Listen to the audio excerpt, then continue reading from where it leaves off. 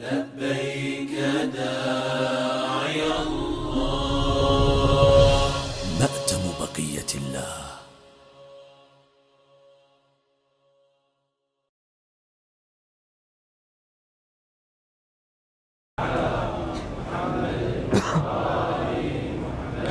صلى الله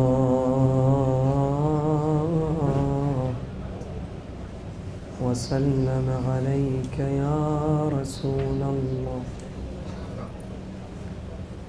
وعلى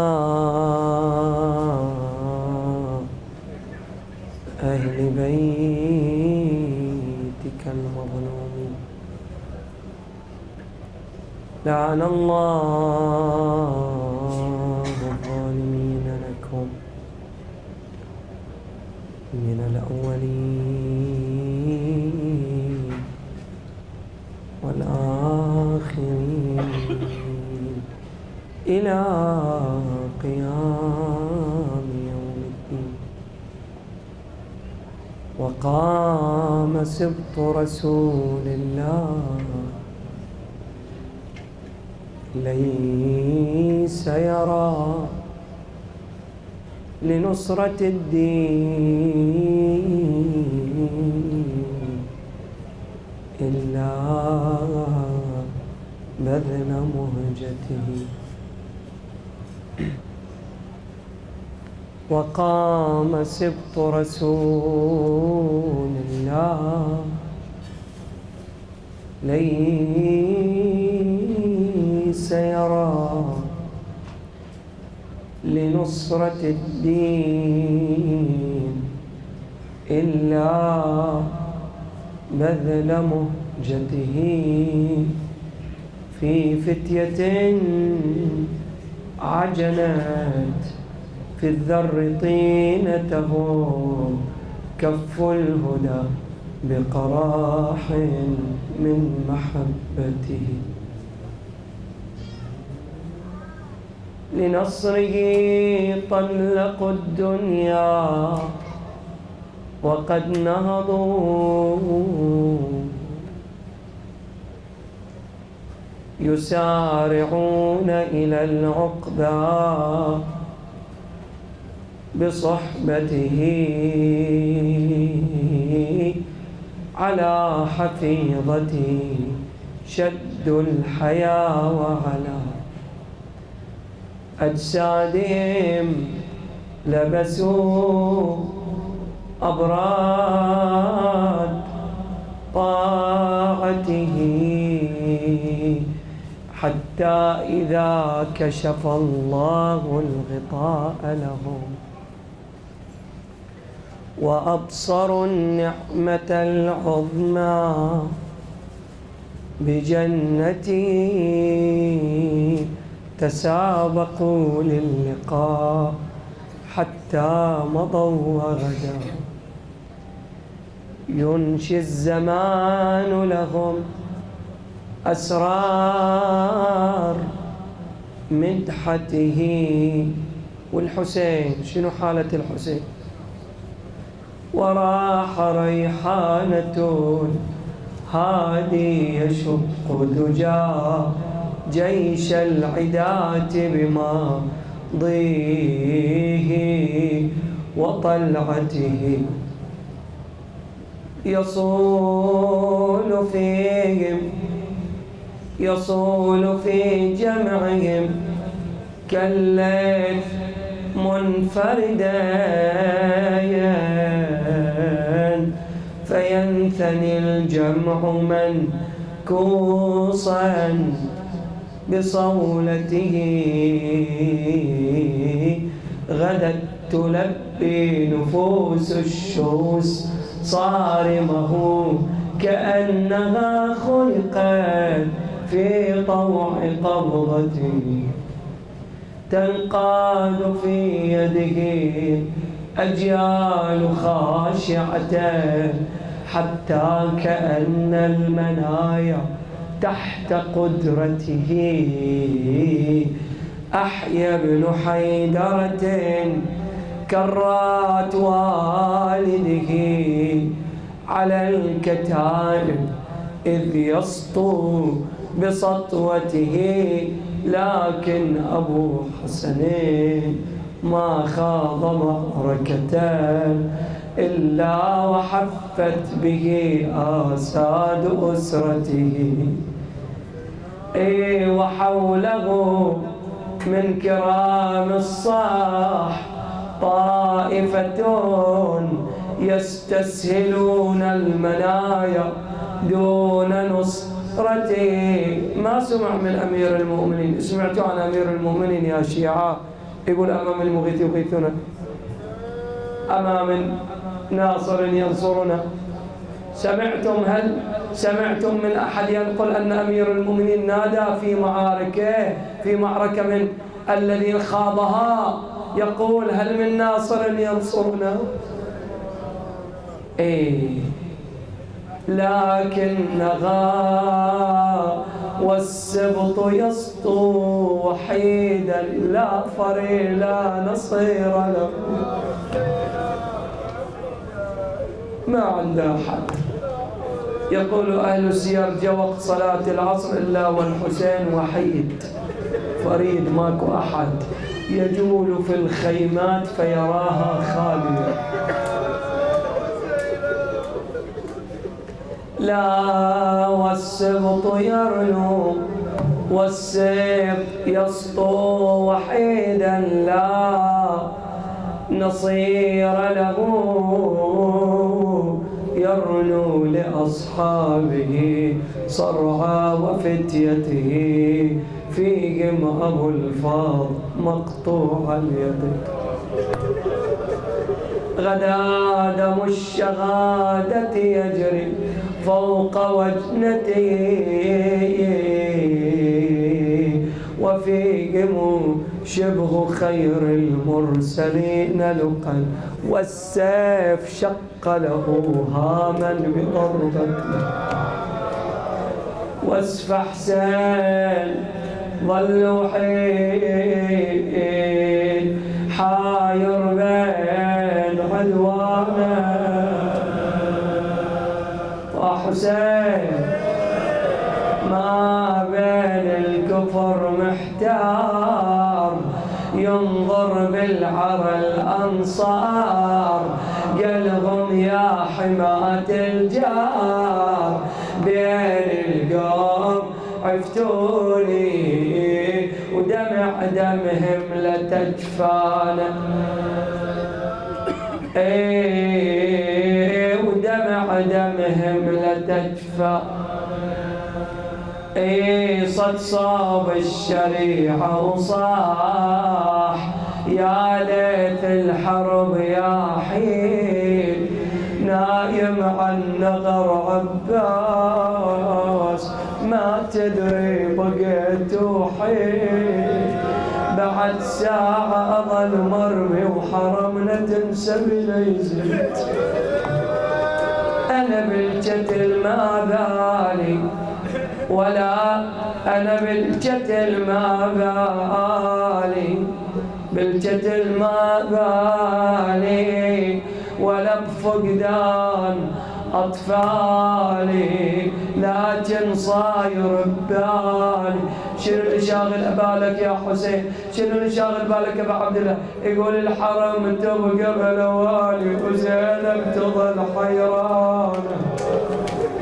يا الحرم تبقى بلوالي وزينب تظل حيرانه.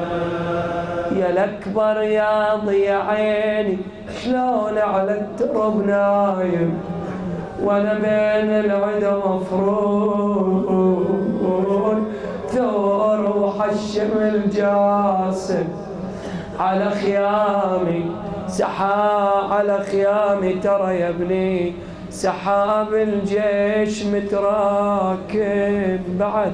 يقول ولا ظلت يبعد الروح بس نسوة وحريم تنوح حتى ابن الطفل مذبوح ما ظل بس علي ليلوش. يقول ما ظل إلا علي بس ما ظل بس علي ليلوج وحال أطفال عطشان.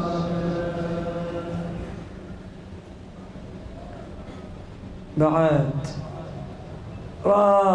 ردي حش منصار وقلغم يا الانصار شلون فرد مرة تعوفوني وعلى وجه الثرى تنام. هذا مقطع وصاله وغاد على الثرى مطعون. شنو حالة الحسين يا ملا عطية؟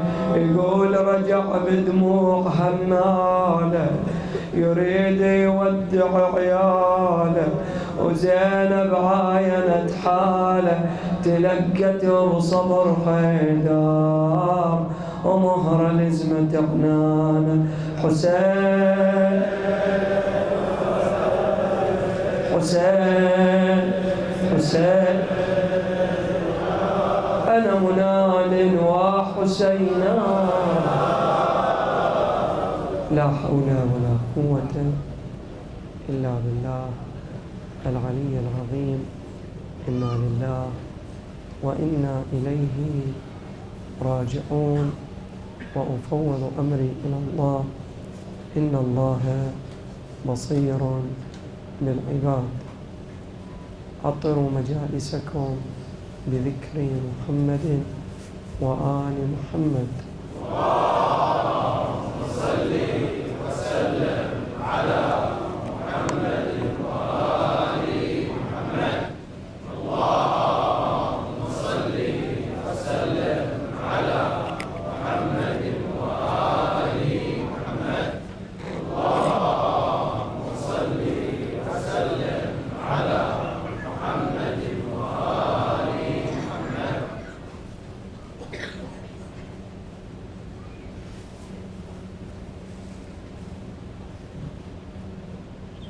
ورد في الرواية عن أبي جعفر عليه السلام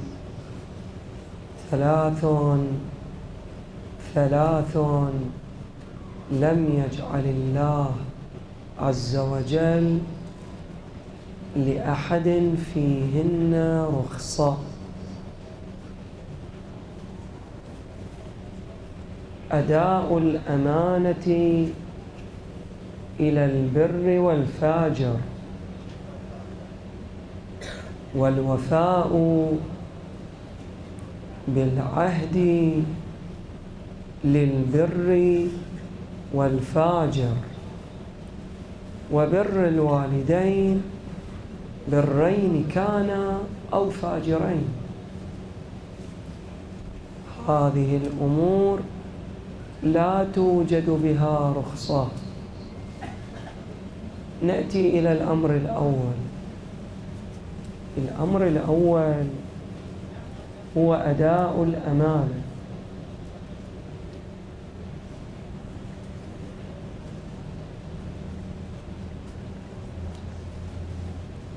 الإنسان إذا كان أمين يكون مصدر استقرار ويكون مصدر اطمئنان إلى المجتمع. والروايات تحث على الالتزام بأداء الأمانة، كما أيضا القرآن.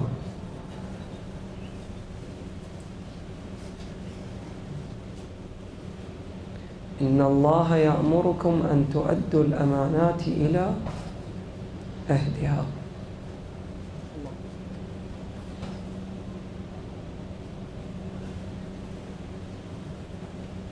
أبو العلاء المعري يقول: كف أو يد ب500 عسجد وديت، ما بالها قطعت في ربع دينار. يقول دية اليد، ايش قد دية اليد؟ دية اليد 500 درهم. خلي بالك يمي، بارك الله بك. وإذا سرقت ربع دينار تقطع. كيف؟ شنو هاي؟ ديتها 500 درهم إذا سرقت ربع دينار. قال لي الشريف الرضي، قال العز الأمانة أغلاها وأرخصها ذل الخيانة فافهم حكمة الباري. يقول لي قيمتها 500 لأنها قطعت من دون حق، قطعت مظلومة. أما إذا سرقت تصير خاينة، ما تصير قيمة 500 درهم. فاهم؟ فافهم حكمة الوالي. فاهم؟ إيه؟ يقول لك قيمتها لما كانت مظلومة تكون أمينة، يعني قيمتها. أما إذا سرقت خاينة شنو قيمتها بعد؟ قيمتها 500 درهم؟ قال لا.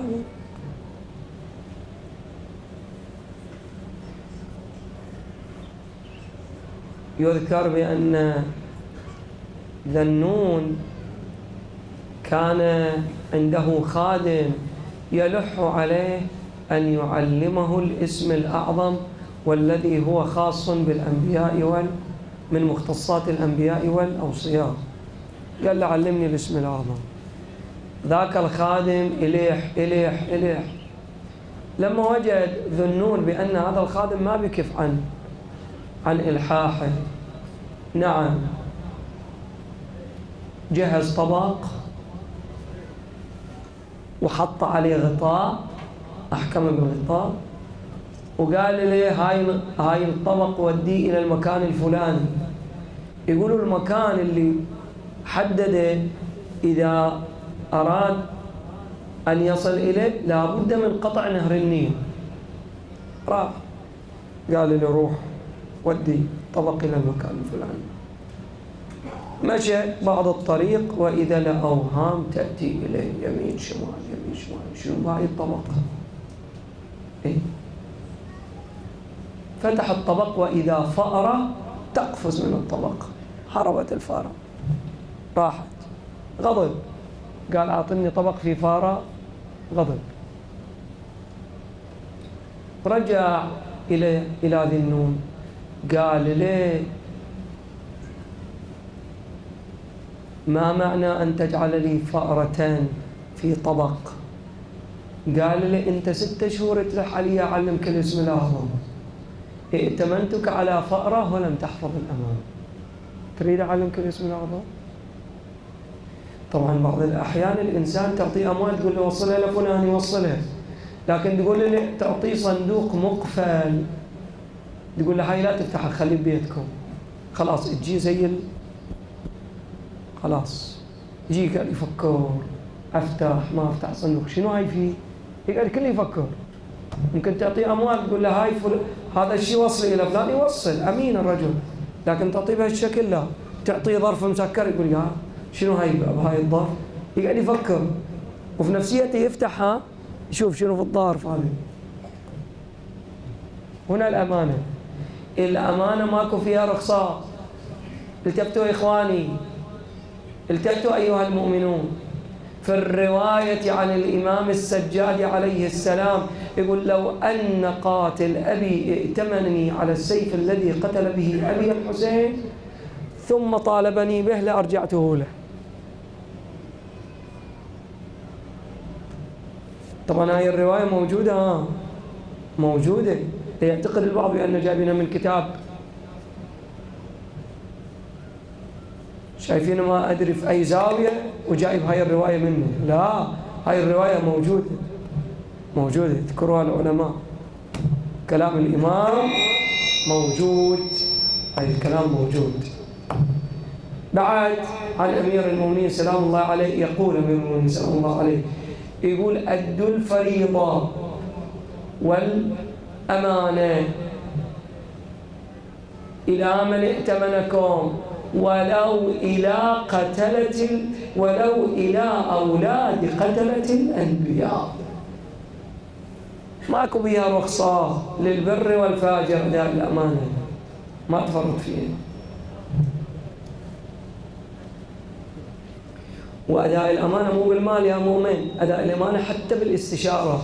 واحد يستشيرك في أمر لا تخونه، واحد يسألك عن مسألة لا تخونه، تنقل معلومات خاطئة. نعم الاشتباه ذاك أمر آخر، لكن لأمر في قلبك أو أمر تريد منه وتخونه في الأمانة العلمية، لا تلبي رغباتك، وسألك أعطيه الجواب. عدل استشارك أعطيه النصيحة، مو تعطيه بما ينفعك. لا تخونه، هو يأتمنك، يستشيرك، فلا يوجد بها رخص. أي نعم. نعم. وممن عرف في الجزيرة العربية بأداء الأمانة هو النبي محمد. اللهم صل وسلم على محمد وآل محمد. على رغم صغر سنه يجيبوا إليه أمانتهم، أغراضهم. نعم. وهذه من الأسباب اللي ساعدت على انتشار الدعوة الإسلامية، لأن الداعية يكتسب مصداقيته من خلال عمله. عدل؟ من خلال عمله. شنو عمله؟ يكتسب من مصداقية في المجتمع، يكتسب مصداقية بين الناس. شنو عمله؟ شنو سلوكه؟ هكذا. نأتي إلى المسألة الثانية باختصار شديد جدا، الوفاء بالعهد. وفاء بالعهد يقول أمير المؤمنين وسيد الموحدين عليه سلام الله عليه، يقول لا دين لمن لا عهد له. لا دين لمن لا عهد له. يقول المؤرخون والمفسرون من الأمور التي جعلت الناس تعتنق الدين الإسلامي هو التزام المسلمين بالعهود والأيمان. العهود والأيمان هذا مو حكي، مو أجيب لك حكي من عندي. أقول لك يا أخوان المؤرخون والمفسرون، مو أجيب حكي من عندي، يعني مو كلام خطابي إنشائي. يقول هاي من الأمور اللي ساعدت على اعتناق الناس للإسلام، التزام المسلمين بالعهود والأيمان. وعليه إحنا نقرأ في أحكام الحرب الإسلامية. شنو نقرأ؟ نقرأ إذا واحد من المسلمين أعطى أمان إلى واحد من جيش العدو أو إلى كتيبة من العدو، يسري هذا الأمان على كل المسلمين. صح ولا لا؟ يسري إلى كلهم يتقيدوا بهذا الأمان اللي أعطاه العهد، هذا الميثاق اللي أعطاه إياه الأمان.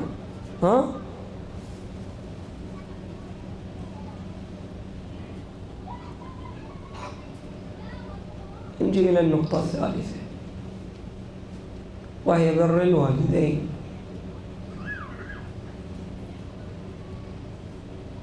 بر الوالدين، يأتي رجل إلى الإمام إلى أبي عبد الله عليه السلام، يقول إن لي أبوين مخالفين. إن لي أبوين مخالفين. ايش قال له الإمام؟ قال له برهما كما تبر المسلمين ممن تولانا. مالك مفر، بر الوالدين مالك مفر منه. يقول هذا أبوي كذا مثلا، لا سمح الله يعاملني بهالشكل كذا. أنت أمامك حل واحد، أمامك أن تحسن إليه، تعامله بالبر. تعامل بالبر.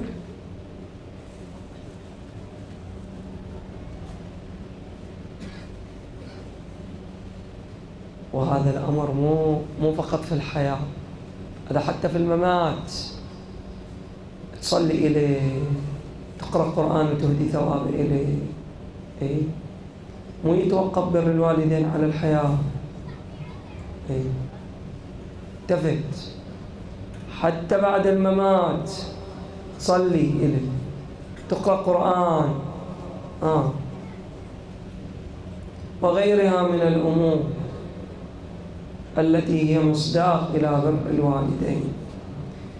عن الإمام الصادق في مضمون الرواية صلوات الله وسلامه عليه يقول: من أحب أن يخفف الله عنه سكرات الموت فليكن بقرابته وصولا وبوالديه بارا.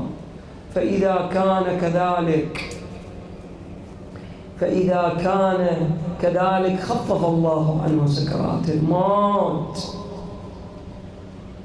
ولم يصبه فقر أبدا. أنت تتعجب، ترى أكو قضايا تحصل بالمجتمع، قضايا عجيبة غريبة. مثلا واحد غاضب على أبوه، ما يريد أبوه، ما يريد أمه، تارك أمه، تارك أبوه. شنو؟ عجب. يعني أنت شفت نفسك بهالعمر؟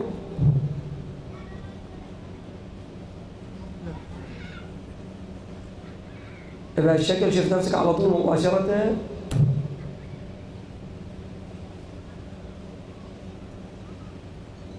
أو اللي أعظم ما يكلم أبوه، ما يكلم أمه مثلا. هذه جدا عظيمة. يا الله.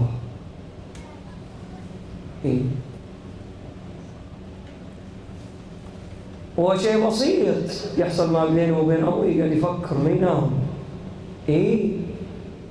فما بالك بهذه الأمور؟ الإنسان ينتبه. من أحب الله سكرات الموت، يا أعظم هاي الطاعة بر الوالدين. يقول خفف عنا سكرات الموت. سكرات الموت سكرات عظيمة. ورد في الدعاء الله عن الإمام سلام الله عليه: اللهم إني أسألك الراحة عند الموت.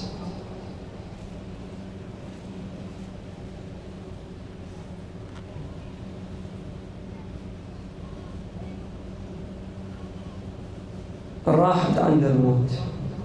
اللهم إنا نسألك الراحة عند الموت. يا الله. البعض يحصل راحة عند الموت، بل أعظم من الراحة، بل يستأنس بالموت.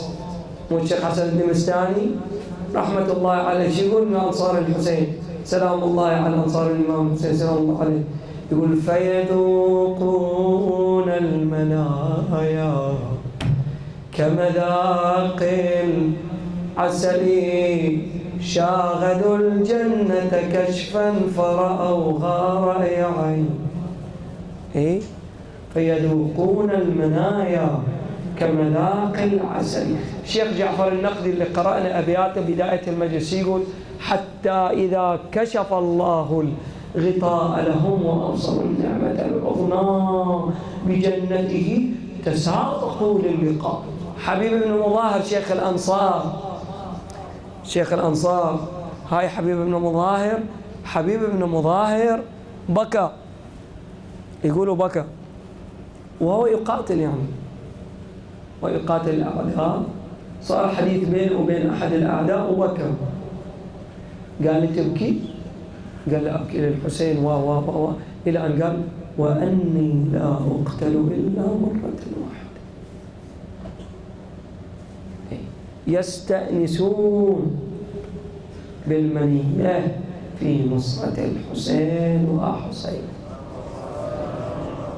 نعم. وبالفعل طوى عزيمته. اسمع لسان حال زوجته المؤمنة المخلصة شو تقول له؟ شفت الزكية يا حبيب بعالم النور، وما أدري ليش معصبة والخد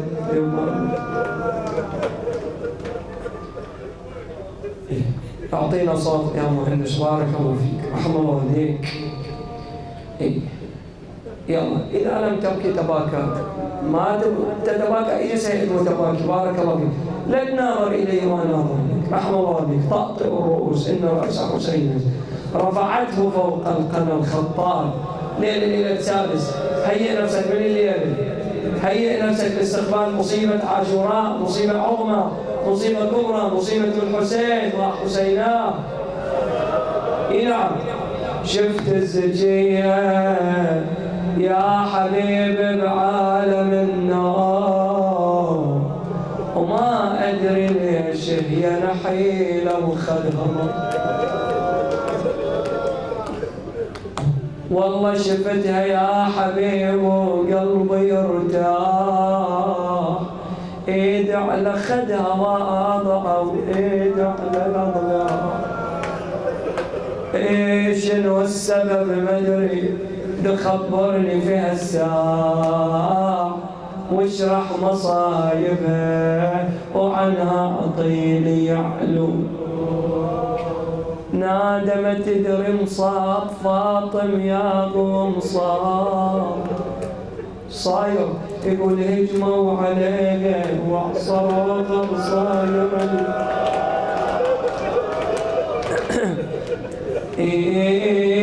ومن شدة العصر سقط محسن بالعتاب، نادت عليه والله فجعتني بالرزية. لكن أبسأل يا حبيب ورد علي، ليش هي خذها من اللطم والعين عمية؟ ماكو صيحة. قال لها ما تدري العبد لما اجاها بالساط لوعها ولطم خذها وعناها، وما تدري مسمار انتشر وسطت حشاها، وآثار دمه باقية يا واسفل اليوم. نادت كفاية لا تفصل لي أكثر، والله بمصيبة فاطمة قلبي تفر. يكفي شفتها معصبة والخد محمر، نادت لكن بهالحال لكن يا حبيب بتسلم عليك وبنصرة المظلوم ابو اليمة توصيك، وتقول خضب شيبتك من دم وريدك، ولا تترك المظلوم لا تترك، ولا تترك المظلوم لا تترك المظلوم.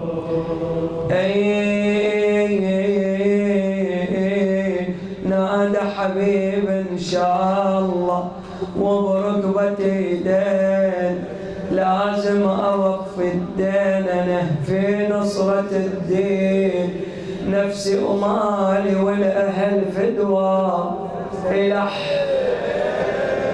ولا انظر مذبوح ومن الصدر مهشوم. وعزم على الرحيل ونزل الى كربلاء في اليوم الثامن ما حل ذيك الشمائل يا موصل. نزل عباس البطل مولى اخوي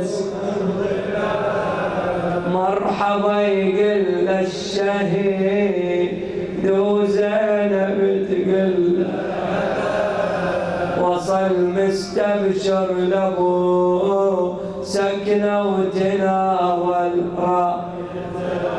إجاب من زينب سلام ومدمع بالحال سال، واقبل يسلم عليه حاره وعلى الجلال.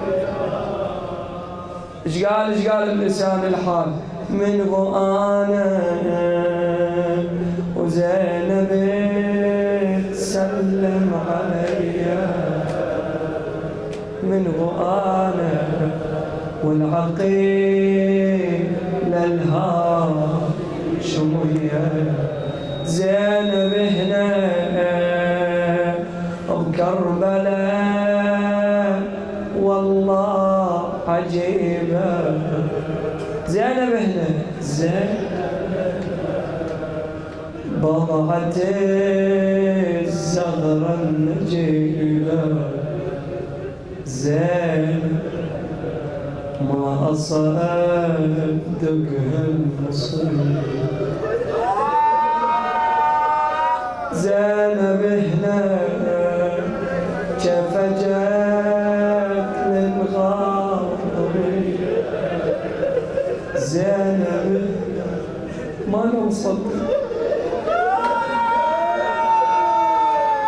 هذه زينب واللي ما وصوفه بخدرها هذه زينب ما أحد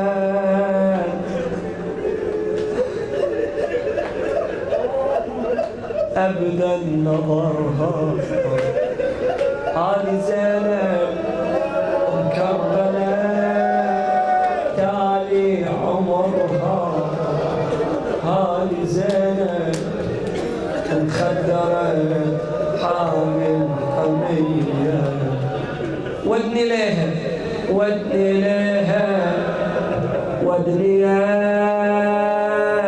الأكبر إليها ودني ليها ودني ليها أنا بسلم عليها ودني ليها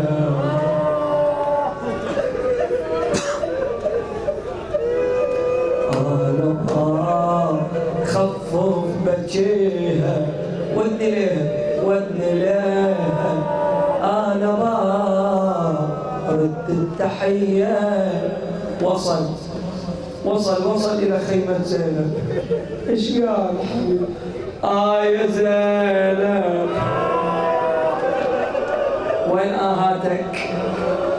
وين آهاتك على زينب يا زينب انت اللي مخدرة انت يا زينب كيف لا قطة حضرتي يا زينب لك أونشت فين وانتي بعد أدخلك العمق المصيبة تحسر حبيب ومدمع يجري من العين ونادى يا زين من بعد عزك تذلي ويا الأجال جني أشوفك من عقب ذبحة الأبطال على جمل ضالع بلا ساتر ولا ظلال يطوفون بيك بكل بلد وانت الحال ريحة تنحين يا زينب على عباس وحسين وجني براس حسين يا بنت البهالي فوق الرمح ويرتل القرآن ترتيل وجني براسي في عنق سابق من الخيل وانت بلوالي وعقب خدرك تضيعي وين الوالي يا حبيب تقول الوالي عليه لو بالحديد مقيدينه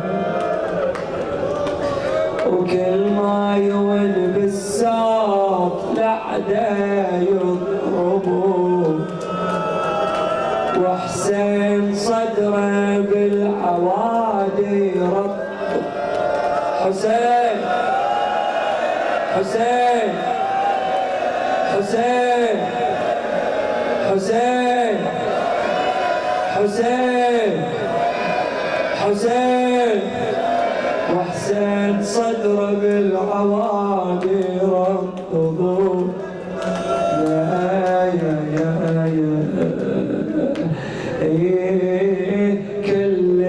العشيرة مطرحة وعنهم تشيل. بعد جسمك يذوب من السرى وركوب الجمال، وما حد يظل يعدل لك الهودج إذا عباس خيج بالأمس حالج والأطفال وباجر ولا واحد من اخوانك تشوفي. قالت لزينب؟ قالت اخبرني بهالعلم شيخ العشيرة، اخبرني بذبحه ووعدني بالكسيرة، ووصاني اتكفل بهالعيلة الكثيرة بين العيال وامتحن باطفال ونساوي. وعدني بذبحة اخوتي، وعدني بذبح اخوتي، صعبين الامراس وبذبح جسام وعلي الاكبر، وابقى بعد عز ذليل بغبط الراس واسوء حالي بعد ذبح الهاشمين.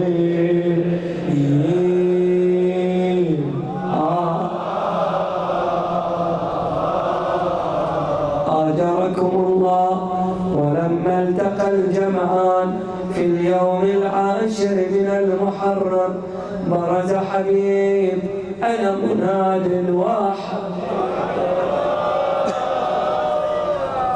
وقاتل قتال الأبطال، وحتى قتل منهم جماعة، فرجع وبه 5 جراحات فشدها، ورجع بعد ذلك على فرس أشقار، وما زال يقاتلهم حتى برز إليه الأخوص. وحبيب يقول إني أرى يوما عظيم المنكرين، يذكر حتى الباحش يوم المحشرين. فبرز إليه الأخوص وهو شديد العداوة لأهل بيت النبوة، وقال اليوم وافيت لأشفي صدري من الحسين ثم أقضي نذري. آجركم الله. أنا مناد واحد. وقام حبيب وطعنه برمحه وأخرجه من ظهره، وأخرج الضربة من ظهره. آجركم الله. وقال خذها من مولى لعلي. إلى أن جاء وقت صلاة الظهر قال الحسين كفوا، مروا أن يكفوا، أو في مضمون كلام كفوا حتى نصلي وتصلوا. فقال الحسين بن نمير لعنه الله، قال صل يا حسين ما بذلك فإن صلاتك لا تقبل. فقال حبيب صلاة ابن رسول الله لا تقبل وتقبل صلاتك يا خمار. فشد عليه وضرب وجه فرسه، فعند ذلك هاج به فرسه، فعند ذلك استنقذوه أصحابه أنا مناد وحبيبا. بعد ذلك وما زال يقاتلهم، وإذا بزهاء 1000 فارس يا الله. فشد عليه بديل بن صريم فضربه بسيفه وحبيبا. وجاء رجل من تميم فطعنه في خاصرته وحبيبا، فمال إلى جنبه. جاء الحسين وحبيبا، جاء الحسين بن نمير وضربه بالسيف على رأس، قضى وحق عليهم دون الخيار.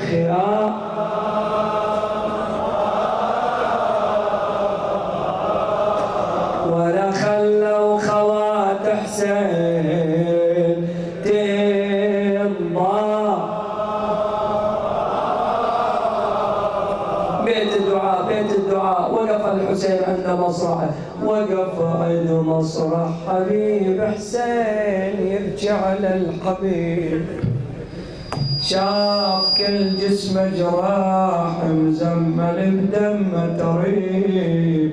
شنو اللي حصل يا شيعي الحسين؟ شنو اللي حصل يا شيخ سعيد ابو المكارم؟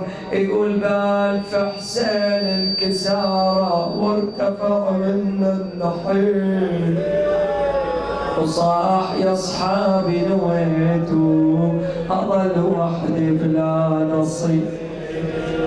يا حبيب اسمع صياح الحرام في وسط الخيام، تنتخي وتقول خليتوا الودايع يا كرام، من بعدكم يا أحباب المصطفى يحمل أيتام، أنا مناد وحبيبا. اللهم اجزع عنه.